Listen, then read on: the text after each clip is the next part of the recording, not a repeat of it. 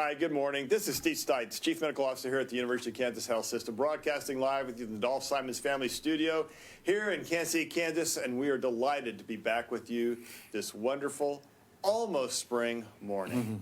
And Hawkeye, we know the coronavirus is still out there. Yes. We got a pretty cool program today.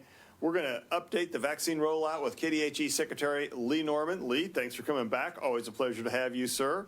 And Dr. Kevin Ault, an OBGYN and member of the CDC Advisory Committee on Immunization Practices. We're going to talk about the J&J vaccine. We're going to talk about COVID. We're going to talk about vaccination in general. We're going to talk about life. So it's going to be a great program. But first, Hawkeye. Yeah, we need these vaccines to get in many arms. We do. To help continue to prevent the spread of darn right. Call to arms. How are we doing this morning? And we're doing pretty good on that front as far as active infections. Only 15 active infections with 4 in the ICU and only 1 on the ventilator. So like it down from 16 to 15. Yeah, that is awesome. 34 in that recovery phase too. So hopefully, you know, they'll be able to get discharged and go home. Yeah. Hayes is still doing pretty well. 13 total patients, 6 in that active infection and 7 in that recovery mode as well. So. You know, I think we're happy right now with what we're seeing as far as spread and hospitalizations go. You know, this is a big moment in time as these things come out here, and we would often jump to reporter questions, but I want to bring Dr. Norman and Dr. Ault in because I think questions are going to be revolving around the vaccine. So, Lee, how are things going from your standpoint? How's Kansas doing? How are we doing with vaccination? What do you think is going to happen with J&J? Well, first off, good morning, everybody. Good to be here again. Thank you. Throughout the state, we're doing quite well, actually. The numbers yesterday reported for 3 days were 639 new cases. And that's, remember, we were in the 1,000 or 2,000 cases a day. So to be down to a couple hundred cases a day is pretty dramatic. Only 8 deaths. And again, every death is a huge loss, of course. But to have only 8 by comparison in a 3-day period is the lowest we've seen for many months. Hospitalizations, as Dr. Hawkinson pointed out, are way down. I'll be on again today with a meeting with the hospital leaders, and I'm sure that I'm going to hear from a bunch of very happy campers, not only having beds available and not filled by COVID patients, but also having staff back. The vaccine rollout continues to be solid. We had that 1 week where there wasn't anything shipped to us, essentially because of the bad weather and the planes weren't flying and whatnot. But last week was catch-up week, this week more so. We have, remember back in the day, a few weeks or a couple of months ago, we'll say, we had 45,000 doses a week, and now we're at more like 145,000 doses a week. We still have a little bit of a data glitch in terms of reporting the percentage administered, but we're between 70 and 80%. Even with that data glitch. So I think that vaccine is getting into arms and inventory is overall low. We consider inventory, i.e. sitting in freezers and on shelves, to not be where the vaccine is doing any good.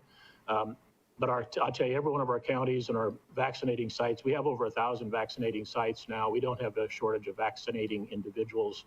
So I think we're good. J&J, the Johnson & Johnson product, and first off, Dr. Kevin Ault, thank you for all the work you've been doing. We've been so dependent on the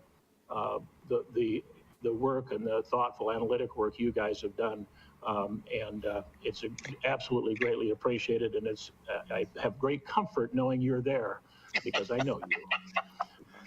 The J&J, we're going to get 23,400 doses this week. We're handling it as the third, the third weapon in the arsenal against the COVID virus. I mean, there's differences. I'm sure that Kevin will speak to some of those. But we have a lot of confidence in that vaccine, and we're pushing it right out this week, and it'll be administered. And I'll leave the detailed discussion of that to Dr. Ault, but we're really excited to have one more. We will have a gap now. They're not as a high production vaccine as the other ones, so there'll be a gap. I don't think we'll expect our next shipment of Johnson & Johnson until March 23rd. One thing that I think is disturbing is that this last weekend, we had 8 positive B117 UK variant strains identified in Sedgwick County. It was all in one family. Wow. And big wow. Multi-generational family with 8 positive cases. And I'm sure that's just the tip of an iceberg for that region and really probably for the state. Those were all identified at our state lab. We're starting to do, and I've talked with a great deal of enthusiasm, as you know, about wastewater testing for the virus. We're also doing wastewater testing for the whole genome sequencing. So we'll get even more information coming in from a surveillance perspective. By the way, the case, we've now have had 10 cases identified of that particular variant. None of the other strains that we've talked about from the South Africa or the Brazil. Lastly, we continue to have immense, really, testing capabilities and capacity throughout the state, but curiously, the number of people getting tested per capita is dropping off. And I think one of the things that we have to do collectively as public health and medical communities is to continue to push for testing, because that's still a fundamental public health intervention where we early identify cases, and you don't have to be symptomatic or even exposed to anybody to be tested. It's still a critical piece. So if you out there think about being tested and it's readily available to you, do so, because that'll help us to further put a net over this thing, because I'm afraid that we could be lulled into complacency and end up allowing this to plateau off when we can continue to drive the numbers down. We do not want it to plateau off, so that'll be really important. So that's what I have for you today, Dr. Stites and team. Well, thank you, Dr. Orman, and thank you for your service and your friendship, of course, over many years. Kevin Ault. All right, man, talk to us about the process, what you think of J&J. I think you can offer opinion now. You've taken your vote, if I remember correctly, so you can talk a little bit more. So talk to us a little bit about what you think's going on with this, and how did you think the proceedings were? Well, if you want to talk about the process, so the Food and Drug Administration, the FDA, gave their emergency use authorization at the end of last week, and that was in the news quite a bit. And then we met on Sunday and Monday to talk, mostly on Sunday, to talk about the Johnson & Johnson vaccine that you alluded to. So we were, we voted in favor, would be the short version. The Advisory Committee on Immunization Practices, the group that I'm a member of, makes the clinical recommendations after the EUA from the Food and Drug Administration. We voted in favor. We had a presentation from the company. The clinical trials for the three vaccines are different enough. There's a little bit of apples and oranges comparison, but they had an international 44,000 person placebo blinded controlled study similar to the other vaccines. The biggest difference is that this is a single dose vaccine, not a 2-dose vaccine like the previously EUA approved vaccines. And there are about 4 million doses available. I think Dr. Norman talked about that a little bit. The efficacy was measured a little differently.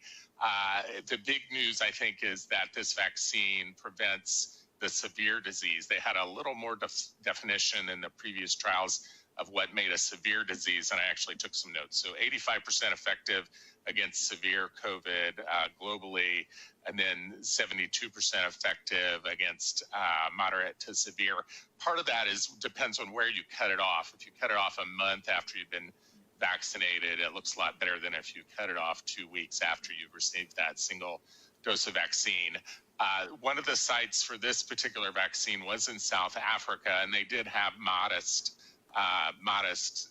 protection and protection against severe cases due to that particular variant. So I think the news was good overall. And then we talked about variants and vaccine safety more on the Monday meeting after we had voted on Sunday. And so the new director of the CDC signed off on our recommendations Sunday night. I think I saw on Twitter, either late Sunday night or early Monday morning. So yes, so those first 4 million doses of this vaccine should be shipped out.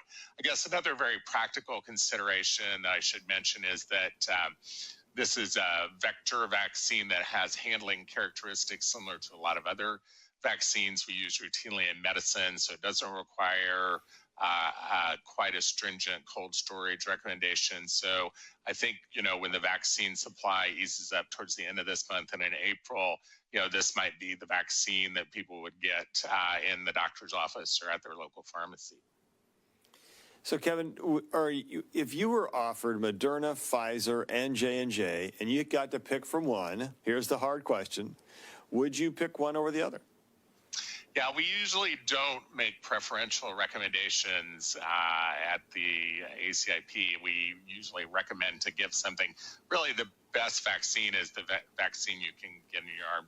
Dr. Pan, wrote a editorial for the Washington Post on Sunday and said, vaccines aren't the key to get us out of this pandemic. Vaccinations are the key. And Dr. Norman said that too in a different way when he was speaking. We got to get the vaccines out into people's arms. So I don't think I would have any preference. The best vaccine is the one that you can get to. When I looked at the data, I was like, I'd be comfortable getting any one of the three of these vaccines, honestly. And the one has this, one has that. But the data, to me, while differing in studies, is a lot more similar than it is different. Yeah. If I just had one dose of Pfizer or one dose of Moderna and got to wait 4 weeks, which is, clearly how long it's going to take to begin to be really, really effective, then I don't know that the numbers are really much different. 68 to 72% effective for a single dose of Moderna and Pfizer is probably right in the ballpark, I would think. Thoughts about that? No, I definitely think it is. And most of those differences are due to study design between the different trials. So, no, I think the best vaccine for you is the vaccine that you can get, is short. We're still going to be, in a shortage situation for the next 4 to 8 weeks. So. And then we're going to have so much vaccine we know what to do with. Well, we're going to have more questions for you both. Let's first turn to see if there are reporter questions. And I got some other questions for you. All right. Any reporter questions out there today? Hi, it's Carolina. Hi, guys. Taylor, Channel 41. Oh, sorry. Go ahead. Carolina from Channel 5. I just wanted to see if you guys can explain simply, maybe for folks, some folks still seem to have hesitancy or view Johnson & Johnson as kind of a third place vaccine. So maybe what confidence can you instill? Maybe can you run us through the data a little bit more? I mean, I know you're saying the best vaccine is the one you can get, but some people are still kind of looking down on it. Dr. Ault, I think that part of that may come from the idea that Pfizer and Moderna landed around 94% effectiveness. In fairness, after 2 doses and after 6 weeks, or 2 weeks after your second dose, and 5 weeks, I guess, with Pfizer. J&J landed in that 68 to 72% effectiveness, but really after only 1 dose. I kind of hinted at this earlier. When you go look at some of the things I'm reading about Pfizer and Moderna after 1 dose, it's somewhere between 60 and 80% effective. Okay, well, that's hauntingly similar to J&J. And I know that J&J is now talking about a 2-dose regimen that they're going to study. It feels like these are all the same thing. And that really each of these is a really good vaccination. And I think the thing in the Johnson & Johnson data where they said, look, we didn't have any in their data, as I recall it, no deaths and no hospitalizations once you had the J&J vaccine. That is a remarkable statement. It's hard to think of that as an inferior product. Thoughts about all my little diatribe there? There were 5 deaths in the placebo group and none in the vaccinated group, and so against severe disease, which was not measured quite as nuanced in the previous trials, it looks really good. And so and a lot of our vaccines for respiratory pathogens are that way. Pertussis in children protects against children getting very ill. Influenza vaccine in children prevents against children dying of influenza. So it really read very similar to vaccines that we have data that goes back decades. So I don't think it's a third place vaccine. I think we should all be very happy that we're going to have a good supply of vaccine as we go into the spring, because we have 3 vaccines under EUA right now. And do you think there's any chance we'll go to a single shot of Moderna or Pfizer? I'm going to go back to Lee Norman with that as well. Oh, and that's a hard question I was going to put to him. But I can talk about that a little bit. So on Monday, we hashed out that data. So, and as you said, there are some data that 1 dose is modestly pretty good protection for the first 2, the Pfizer and Moderna vaccines. but some of the problems are that with that is that, there's not a ton of data, and we're under an emergency use authorization, the biggest emergency use authorization by orders of magnitude that the FDA has ever given in the 15 years that that's been an option.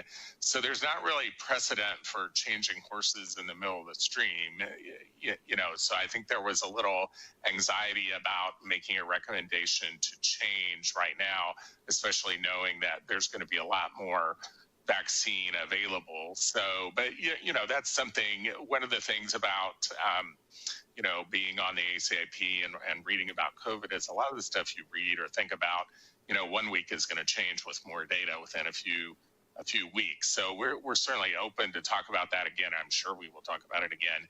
But right now, I just don't think we're quite there to recommend single doses of those first 2 vaccines. Lee Norman, thoughts about, first of all, do you think J&J is just as good a vaccine as Pfizer and Moderna? And then also about the single-dose regimen. Yes, I do think it's as good, and our guidance certainly is get it. And we recognize that vaccines are voluntary. These vaccines are voluntary, and people can defer or opt out if they choose to. If they want to take a whack at getting it later, getting one of the Pfizers and Moderna later, even though Johnson & Johnson, I think that would be a very ill-advised strategy. I think a vaccine today is better than one at some undetermined time in the future, because we're still seeing a fair number of cases and even some deaths, as I mentioned at the top of this show. So I'd recommend getting it now. As Dr. Ault points out, we've had terrific success with all the vaccines, with these vaccines to date, and we'll get more and more information as time goes on. We don't know if there'll be a booster dose of the J&J that will be recommended as time goes on, but I'd recommend sooner rather than later. I consider that first dose to be all critical. We just don't see serious illnesses even in people that have had the first of the 2 doses. So yeah, really optimistic about it. We're treating it just as a normal vaccine, and the 3 are co-equals, really. Hawk, what do you think? I think that's good. My father's already received his because he's a teacher in Illinois, and he's in education. My mother hasn't. If she gets a chance to get any of those vaccines, I think she should go and get any of those vaccines that are available. The other thing to state, and Dr. Ault can help with this, is we actually have good data about South African variant and the Johnson & Johnson. I'm not aware that we have specific data for that. The trial did assess that, and over 95% of the people who were vaccinated in the South African arm of this did have that South African variant. And it did show excellent protection for critical disease and death, and those are the important things. Dr. Ault, thoughts about that? Because I know that Pfizer and Moderna have hinted that they think they're still going to have it, but I believe J&J was the first one that said, yes, it works. Well, some of that was happenstance because they did have clinical sites in South Africa right when that variant was taking off. So, but yes, similar story. There was a modest decrease. I wrote down 52% in moderate disease, but if you start looking at longer time away from the dose of vaccination or more severe outcomes, there was still protection. So the news was good. And we actually talked about variants quite a bit on the Monday meeting, and overall, the news is good. There's a fair amount of in vivo data about the UK variant that makes it look like we're going to continue to have neutralization of that virus in vitro and hopefully in vivo, because that one was mentioned, it's come to the United States already. So, and good news about the South African variant as well from the Johnson & Johnson trial.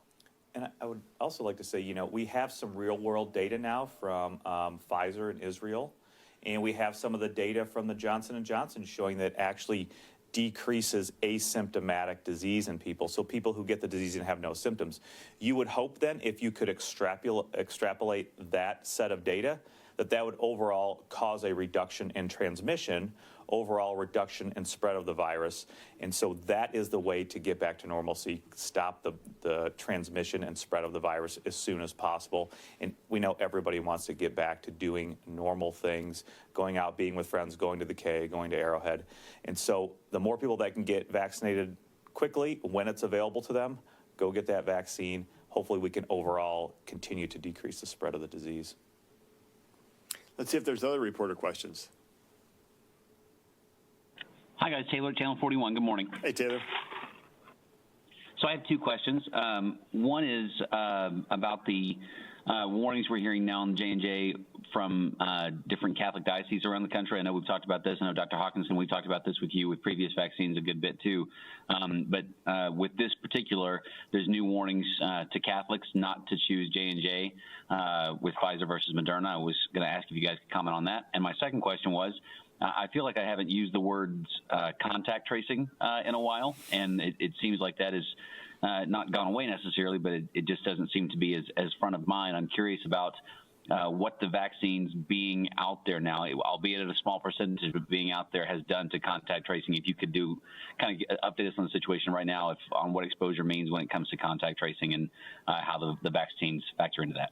All right. Well, let's just hit that contact tracing one. I'll go right to Lee Norman with that because you're totally immersed in that all the time still. So what do you think about Taylor's question about that?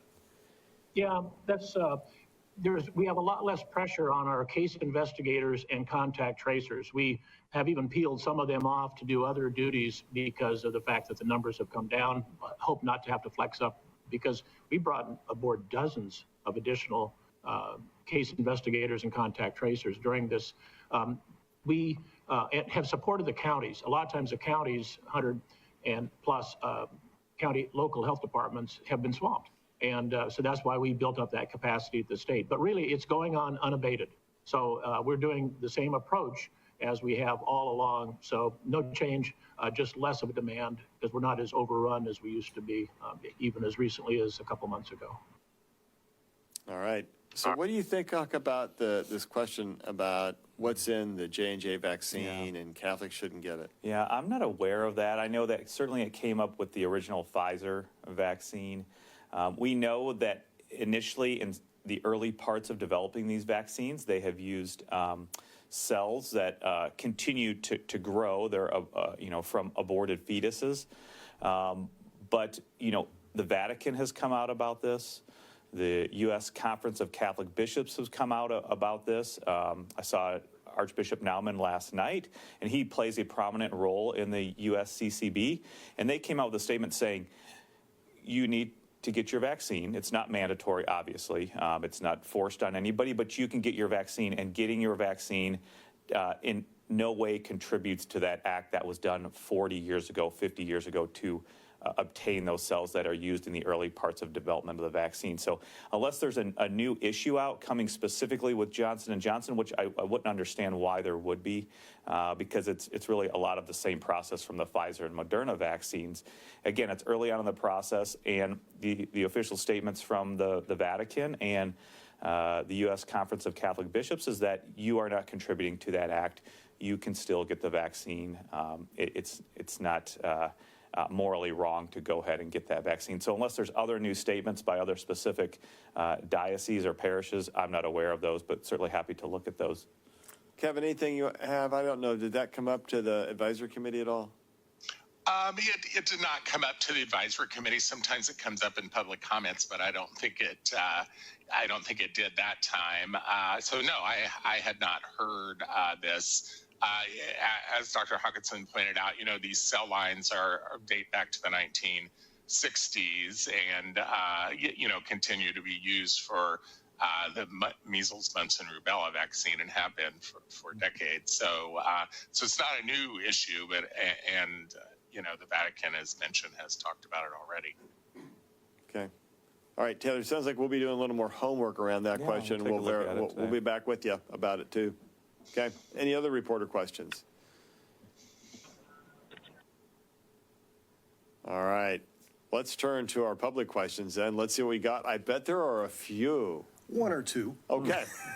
We've got one that sounds like it's just right for Dr. Norman, and a lot of people have been asking, will having this third vaccine help us get through the different phases in Kansas faster? Oh, I'm ready to talk to Norman about phase questions. Yeah. Yay! All right, here we go, Phasers buddy. set on stealth. Load it up. The answer is yes.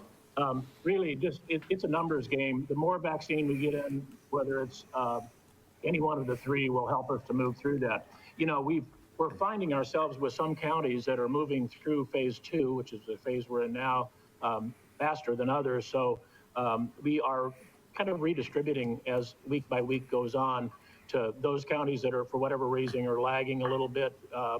And because we want to kind of load level across the state, not have counties that go into phase 3 or beyond while other ones are still in phase 2. Why? Because if you leave people behind in phase 2, those are the highest risk individuals.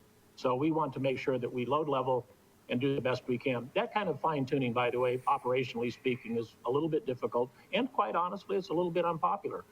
Some counties have said, wait a minute, we're getting at the end of phase 2, want to move into phase 3, and we're being penalized. And the answer is, no, not being penalized, but we're in this together as a state, and we want to move through the phases because they're high-risk people. We don't want to leave them behind. So we are redistributing sometimes 20 or 30 counties at a time for a particular week, for example. So we're going to continue to do that. That's a policy that we think makes sense for the greater good of all Kansas.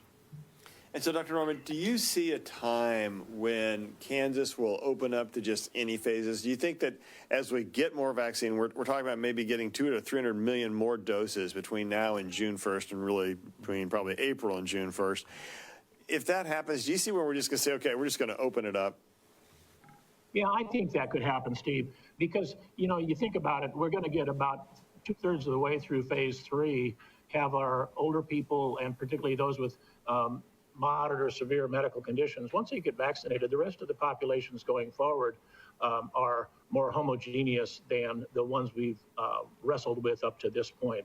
Of course, the unknown, and this is a good Kevin Ault question, is about children, because we have, I think, 500 or 600,000 young people in the state that don't qualify for a vaccine now. So you can kind of, if we have 3 million people in the state of Kansas, you can take those out of the mix. I'm hoping, you know, by late spring, we can pretty much go through the phases with all the over 16 or over 18-year-olds and have a relatively, maybe amazing summer. I would like us to have a period of time that we have good luck and good results converging to have a really great summer. Yeah, let's go Royals at the K. So one thing, Dr. Norman, do you see a time, right now it's going to the counties, do you see, and a little bit to pharmacies, do you see a time when, you know, I'm very biased and this is a personal question, obviously self-interested, sorry about that, that's my editorial comment. Do you see a time when health systems and hospitals will be getting vaccine directly, or will it always come from the county health departments? No, matter of fact, it's already not only coming from county health departments. The feds are pushing directly to pharmacies. Of the 1,400 vaccinating sites which are registered, most, of course, don't have any vaccine yet because we don't have enough vaccine to do that. But 640 of those 1,400 are pharmacies. So, and a lot of those are small or non-chain pharmacies, i.e. locally owned and operated pharmacies. And yes, absolutely, doctors' offices.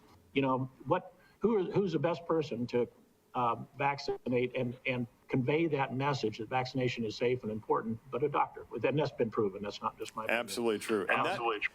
One of the places I think the J&J vaccine is going to have a really big spot, because it's so much easier to handle than Moderna and Pfizer, is moving to physician offices. Thoughts about that? We already have talked about that. Matter of fact, if we had a continuous flow of vaccine right now from Johnson & Johnson, we would be doing that right now. As again, with this small amount, 23,400 doses coming in this first allocation, and then nothing until the 23rd, J&J isn't going to have a huge impact on the state, except it will for those 23,400 that will then be fully immunized. Yeah. So, and doctors' offices would be ideal. As Kevin mentioned, the storage is much easier. It's got a longer shelf life. It's less finicky to handle. It'd be ideal for doctors' offices, and we definitely will do that. We have a lot of doctors' offices. We're working with the professional organizations, the Kansas Medical Society, the the Kansas Academy of Family Physicians, Pediatrics, et cetera, and we want to get it in their hands as soon as possible. Well, and I think hospitals are uniquely positioned as well to give it. And one of the other thoughts is when you have patients who are leaving the hospital, going to nursing homes, is J&J the perfect vaccine to give them? It's one shot and they're gone. You don't have to worry about follow-up. And I know there's just a lot of ways, and I sit back and look at it. I think J&J is a big hit, and I think it's going to be really successful. And I think we got to get over this idea that's inferior, because to me, there are so many good uses for the J&J vaccine. Dr. Ault, thoughts about that? Did the CDC Advisory Committee think about what's the best usage of the different vaccines? There were quite a few opinions. We didn't make any recommendations, but I think several people, both within the group and in the bigger audience and public comments, said what you just said. You can definitely see some areas where a single dose vaccine is really going to shine, especially with those handling characteristics. So yes, I mean, we didn't make a preference for any version of the vaccine, but lots of people expressed the thoughts that you just expressed. All right. What's different about the J&J vaccine? Is it any different from Pfizer and Moderna, and how it works in the body? Great question. Let's turn to Dr. Ault and then to Doc Hawk about that. How is it different inside the body? So the first two vaccines, the Pfizer and Moderna vaccines, were based on messenger RNA. So when they get into the host, they make the spike protein that you saw in the opening sequence for this conference. And so the host recommends it, and the protein provokes an immune response. For this new vaccine, there's a vector, an adenovirus, that's a human adenovirus in this case, that has been modified so it doesn't replicate, so it doesn't reproduce in the human body. And the genes for the spike protein are within the adenovirus vector. And so it's quite a bit different delivery system. However, that backbone, that adenovirus vector, has been used extensively as vaccine candidates for Ebola and HIV. And so there's a lot of, again, similar to the other vaccines, there's a lot of, there's a decade or two of pre-work that went into this before, we got to this point. So they're different, but the news is good that, there's a fair amount of background with both platforms. Yeah. I mean, the payload and the main thing that we're looking at is you both have the end product of the spike that you are presenting and creating and mounting an immune response to. So the adenovirus vectors, like Dr. Ault said, have been used in other vaccine candidates. It's important to note the DNA goes into the nucleus from that adenovirus vector, but it does not incorporate into your cells. It doesn't get into your genome or your DNA. It basically just snips out that little piece that encodes the spike protein, and then you start to make spike protein from that DNA that has gotten into the nucleus. So it is very safe, and those are the main differences, really. Okay, so I don't want to confuse the audience any further, but Novavax is still out there, and preliminary data look pretty good. Mm-hmm. So, Dr. Ault, where do you think Novavax, will it come to the CDC Advisory Committee? What's the timeline for that? What do you think is going to happen? Usually it's the FDA that hears about the timeline. We usually react to the FDA. And so, you could probably find that information on the Novavax website or the FDA website.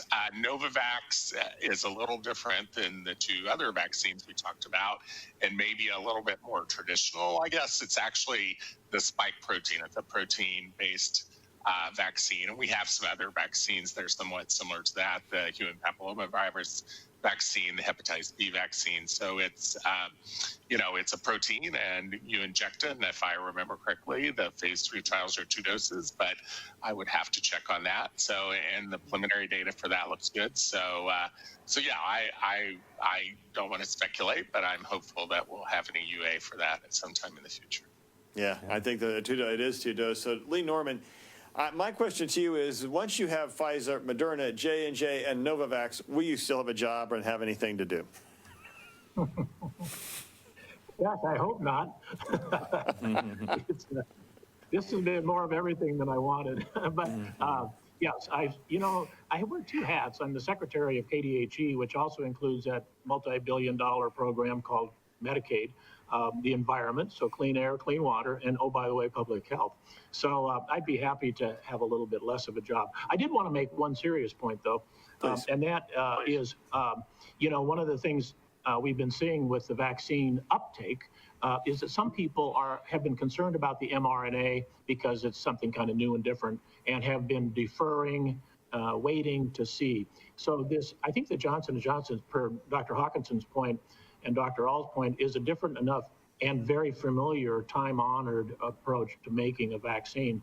I think for those people that have been hesitant, rightly or wrongly, about the mRNA technology, maybe this will meet their needs psychologically to provide them the comfort that they need to go ahead and get vaccinated. Yeah, I think that was a great point. Okay, so the thing I've been dying to ask Lee Norman is whether it's still Christmas in his condominium, because there's something like cardinal behind you, it looks red and green, and what are you doing there? Do you know that was like 3 months ago? I'm reaching the point where I might just leave it up for next year. Well, I don't see a tree, but I thought, does he really still have Christmas decorations up? I'm going to have to call attention With to the that. vaccines, it's Christmas all year long. That's it. Every day is a new day, Lee Norman. Well,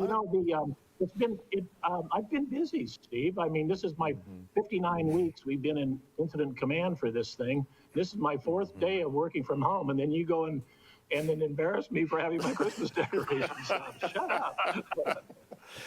We have a long history of embarrassing each other, so it just fits the pattern. All right. A lot of people asking, what side effects are there from the J&J vaccine, and how do they compare to the Pfizer and Moderna vaccines? Yeah, great question. Dr. Ault, what I was reading, maybe a few less side effects, partly because there's only one dose. Yes.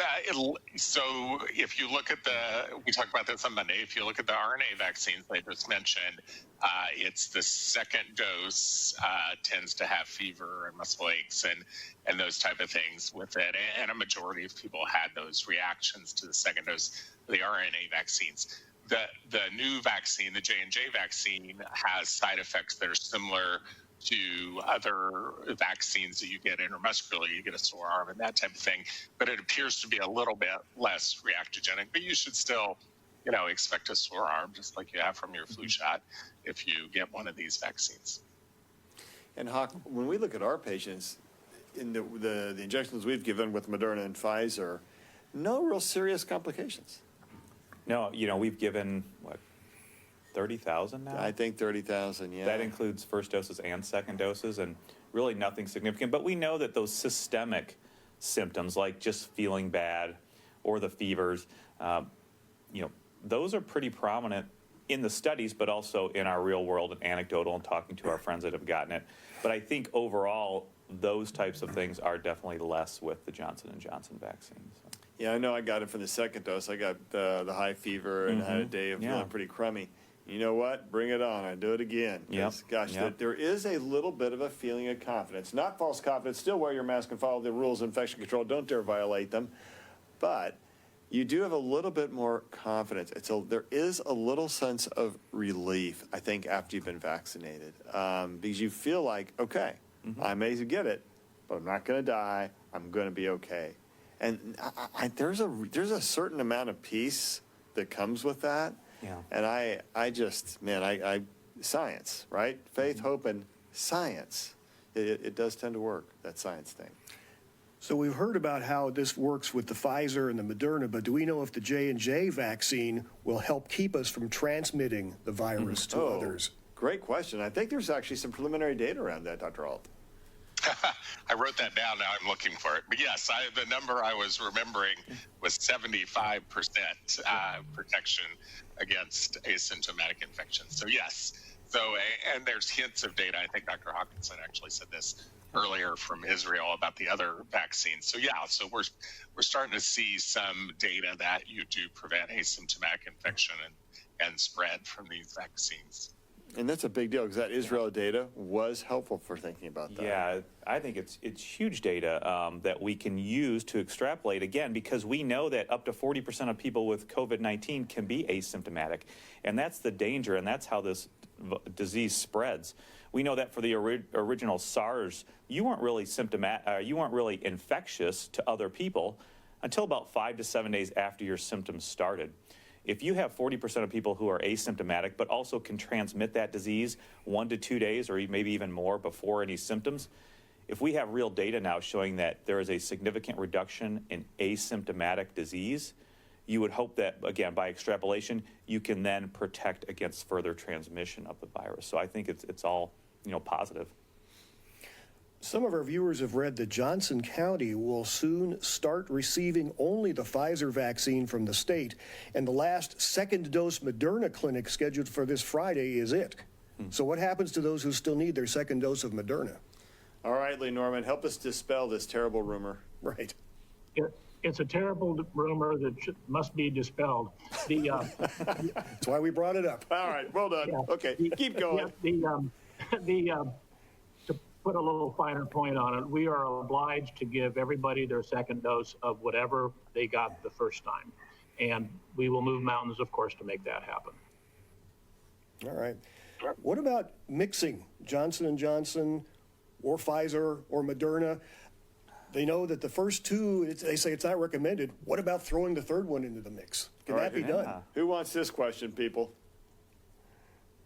Okay, Ault. Okay. We did talk about it at ACIP. Again, in the absence of data, it's hard to make recommendations about that.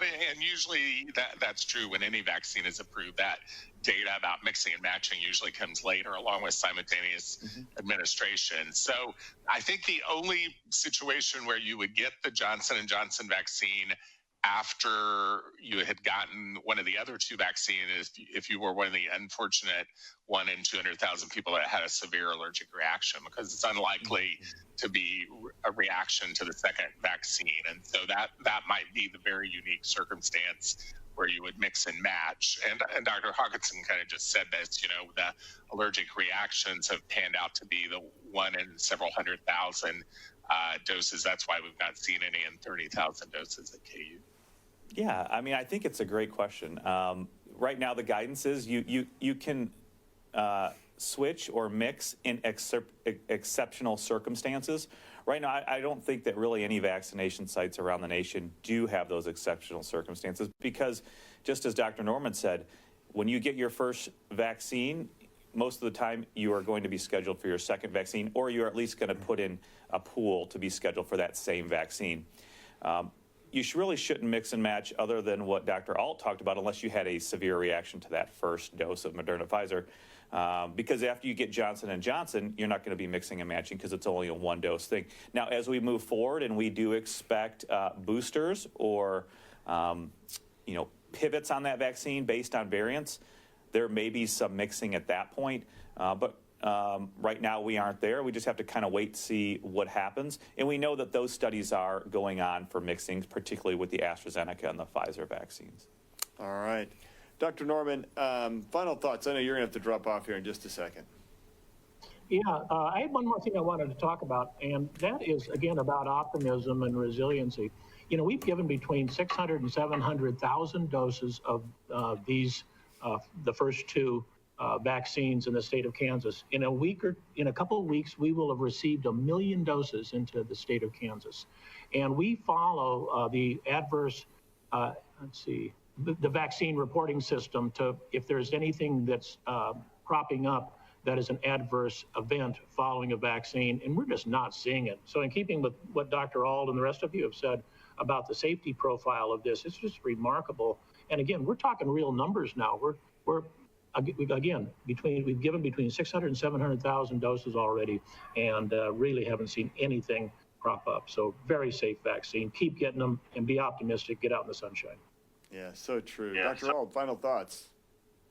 Well, you usually ask me about pregnancy, and so there was some safety data on the Monday meeting about the first two vaccines and pregnancy, and similar to what Dr. Norman just said, we haven't seen any increased pregnancy complications as far as stillbirth and miscarriage and that type of thing.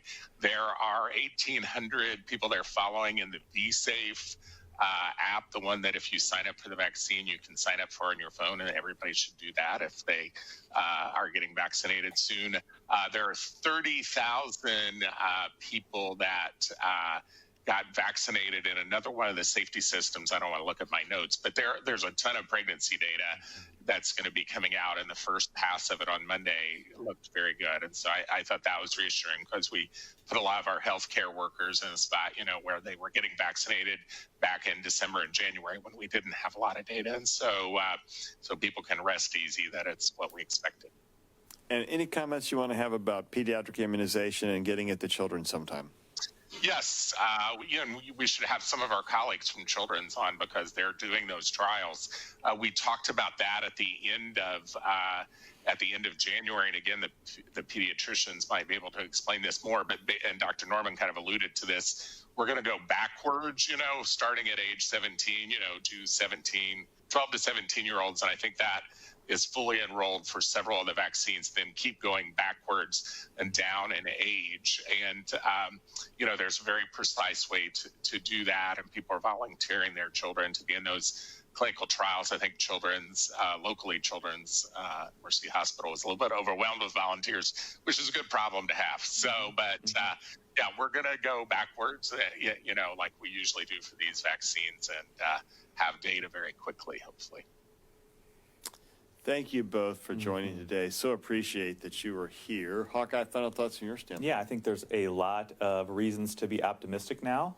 Moving forward, getting into a spring and summer where we can enjoy some things again, not like last spring and summer, but just as Secretary Norman said, it'll probably still be several weeks, 4 to 6, 8 weeks, before we can really get that supply of vaccine and get those into arms. So until that time, please continue to be vigilant. Let's continue to see all of those cases drop, all of those hospitalizations continue to decrease, and of course the deaths to decrease. We got a little bit more time, but all of the data right now from all of the vaccines that are available, and even from the vaccines that are hoping to be available soon, look to be really good and one step closer to normalcy. But we still got a little bit of time to continue to be vigilant. Hey, tomorrow, this is a cool program. We're going to talk about COVID-19 and how it's impacting the need for liver transplant, your ability to get a transplant, what happens if you're transplanted and then you develop COVID-19. Dr. Ryan Taylor, who's a hepatologist and our medical director of liver transplant, and Dr. Tim Schmidt, who is our overall director of transplant here at the University of Kansas Health System. They're both going to be joining us and talking about this issue. I can see some lung transplant patients, and this is a pretty cool area, and I think it'll be an interesting discussion. If you know anybody that's been transplanted, has a loved one who's been transplanted, these guys are a great wealth of information, and I look forward to making sure we have a good conversation around how does COVID-19 and how does vaccination impact transplantation? A really big deal. A shout out to Dr. Kevin Ault and Dr. Lee Norman. Thank you guys so much for joining the program today. It is a delight to say the number 15. That feels so good. And there was a time when we thought 15, we were scared, but man, 15 feels so good. But don't you get cocky, because this little bugger is still out there. And if you're not careful, it'll come for you, because it wants to any minute now. So remember, and by the way, Andy Reid, I'm available. 60 years, low miles, a little bit of rust. I'm here in case Patrick has any problems. I'm right here for you. Just give me a call. I'm ready to go. But no, seriously, COVID is still out there. And remember that even if you haven't been vaccinated, and frankly, even if you have been vaccinated, you still need to follow the rules of infection control, because we keep each other safe, and that helps us all get back to normal. They're talking about 8,000 fans at the K, and maybe this fall, we can go full throttle as the Royals go back to the playoffs and the Chiefs get ready to climb the summit. We can be there, and for sporting, nothing like the cauldron at full throttle. That's right. We can do that, but it takes all of us. And the way we can do that is if you follow the rules of infection control. Remember, still wear your mask. Don't go out if you're sick. Keep your distance. Cough into your elbow. Take care of your community. And remember, there's still no place like home. We'll see you tomorrow.